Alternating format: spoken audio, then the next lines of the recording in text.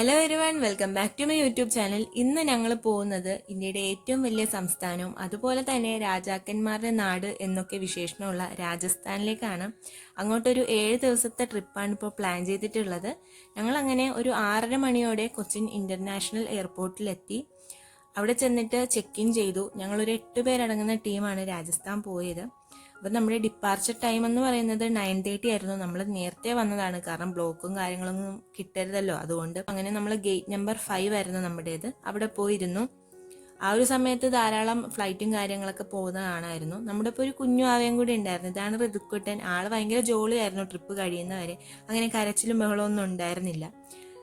നമ്മൾ ഭക്ഷണമൊന്നും കഴിച്ചിട്ടുണ്ടായിരുന്നില്ല. അപ്പോൾ അവിടെ KFC കയറി എല്ലാവരും ബർഗർ ഓർഡർ ചെയ്തു. അങ്ങനെ ഒരു 9 മണിയൊക്കെ ആയപ്പോഴത്തേക്കും നമുക്ക് ടൈം ആയിട്ടുണ്ടായിരുന്നു ഫ്ലൈറ്റിൻ്റെ അകത്തേക്ക് കയറാൻ വേണ്ടിയിട്ട്. നമ്മൾ എയർ ഇന്ത്യ ഫ്ലൈറ്റിനാണ് പോയത്. ഞങ്ങൾ ഡയറക്റ്റ് ജയ്പൂർ അല്ല പോകുന്നത്, നമ്മൾ കണക്റ്റിംഗ് ഫ്ലൈറ്റിനാണ് പോയത്. കാരണം ആ ഒരു ബുക്ക് ചെയ്ത സമയത്തൊന്നും ഡയറക്റ്റ് ഫ്ലൈറ്റ് കിട്ടിയില്ല. അതുകൊണ്ട് ഇപ്പോൾ ബാംഗ്ലൂർ എയർപോർട്ടിൽ ചെന്ന് ഇറങ്ങിയിട്ട് അവിടെ നിന്ന് ജയ്പൂർ അങ്ങനെയാണ് പോകുന്നത്. അങ്ങനെ ഒരു 9:35 ഒക്കെ ആയപ്പോഴത്തേക്കും ടേക്ക് ഓഫ് ചെയ്തു. അങ്ങനെ നമ്മളിത് കൊച്ചി വിടുകയാണ്. ഇപ്പോൾ പോകുന്നത് നേരെ ബാംഗ്ലൂർ എയർപോർട്ടിലേക്കാണ്. ഫ്ലൈറ്റിലിരുന്ന് നമ്മൾ കൊച്ചിയിലേക്ക് നോക്കുമ്പോൾ എന്തൊരു ഭംഗിയായിരുന്നു കാണാനായിട്ട്. പിന്നെ കുറച്ചങ്ങോട്ട് നീക്കി കഴിയുമ്പോൾ ഇങ്ങനെ കോട്ടൺ ക്യാൻഡീസ് ഇരിക്കില്ലേ, അതേപോലെ ആയിരുന്നു എല്ലാ ക്ലൗഡ്സും ഇങ്ങനെ ഫോം ചെയ്ത് നിൽക്കുന്നുണ്ടായിരുന്നത്.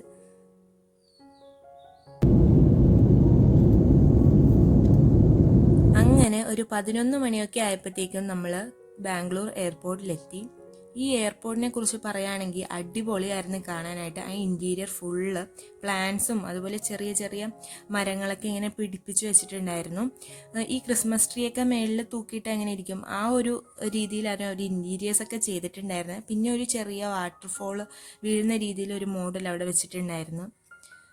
ഇപ്പോൾ ഞാൻ നിൽക്കുന്ന ഏരിയ എന്ന് പറഞ്ഞിട്ടുണ്ടെങ്കിൽ സെക്യൂരിറ്റി ചെക്ക് ഇൻ ചെയ്യുന്ന ഏരിയയാണ്. നമ്മുടെ ബോഡി ഫുള്ളായിട്ട് ചെക്ക് ചെയ്യില്ലേ, ആ ഒരു ഏരിയ. നമ്മുടെ മൊബൈൽ ഫോണും പേഴ്സും വാച്ചും ട്രൈപോഡും എല്ലാം വെക്കുന്ന ഒരു സ്ഥലമാണിത്.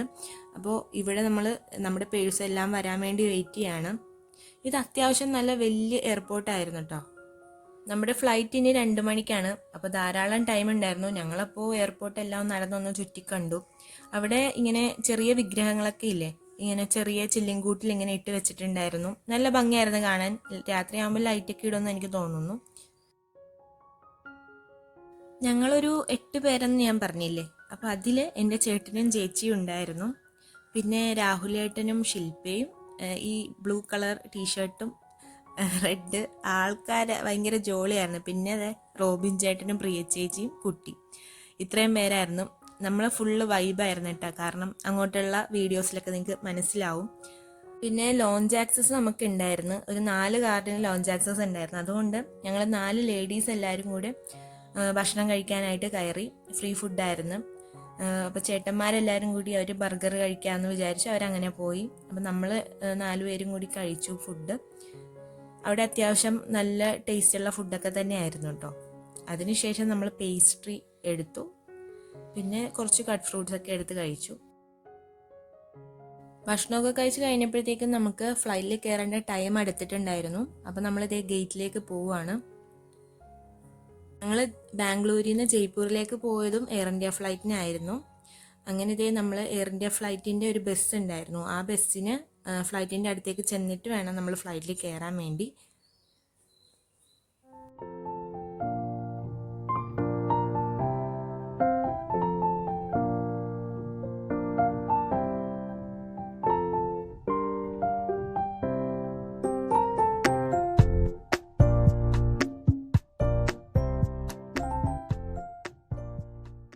അങ്ങനെ നമ്മൾ ഫ്ലൈറ്റിൽ കയറി. എനിക്ക് ഇപ്രാവശ്യം വിൻഡോ സീറ്റ് കിട്ടി. അതിൻ്റെ ഒരു സന്തോഷത്തിലായിരുന്നു ഞാൻ, കാരണം ഫുൾ ടൈം ഞാൻ പുറത്തേക്ക് നോക്കിയിരിക്കുകയായിരുന്നു.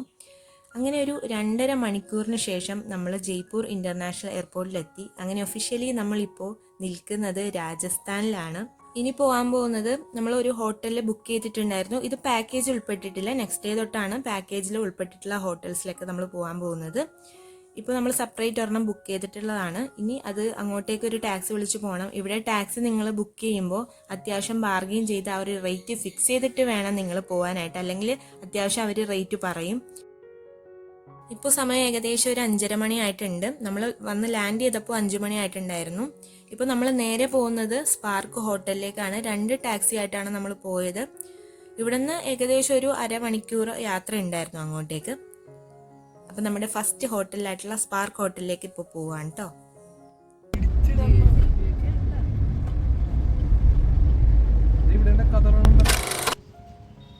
അങ്ങനെ നമ്മൾ ഹോട്ടലിലെത്തി. അവിടെ വന്ന് ചെക്ക് ഇൻ ചെയ്തു. അപ്പോൾ അവർ പറഞ്ഞു റൂം കുറച്ച് ക്ലീൻ ആക്കാനുണ്ടെന്ന്.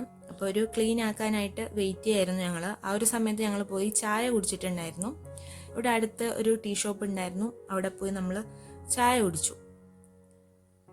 ഇതാണ് ആ ടീ ഷോപ്പ്. ഇതിൻ്റെ സൈഡിൽ വന്നു കഴിഞ്ഞിട്ടുണ്ടെങ്കിൽ നമുക്ക് കിട്ടുന്ന ഒരു സംഭവമാണ് കുൽഹൻ ചായ്. ഇത് നമുക്ക് ഈ മൺപാത്രത്തിൻ്റെ ഗ്ലാസ്സിൽ കിട്ടുന്നതുകൊണ്ടാണ് ഇതിനെ കുൽഹൻ ചായ് എന്ന് പറയുന്നത്. നല്ല ടേസ്റ്റാണ്. മസാല ചായയാണിത്. മസാല അല്ലാണ്ടും കിട്ടും കേട്ടോ.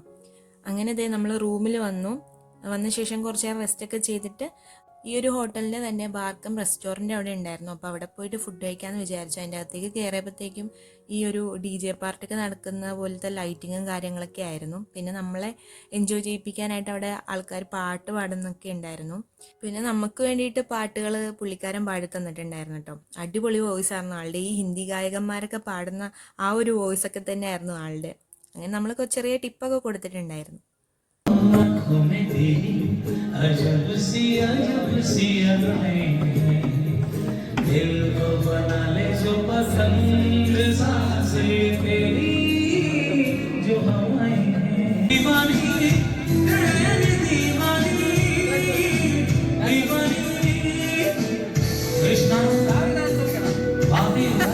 कृष्ण की फरमाइश है। Very good choice, really Krishna.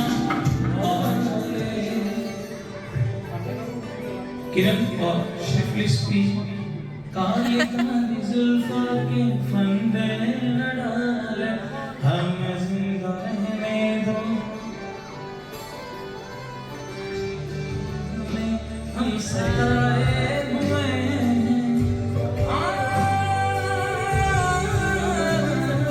न छेड़ो, हम सताए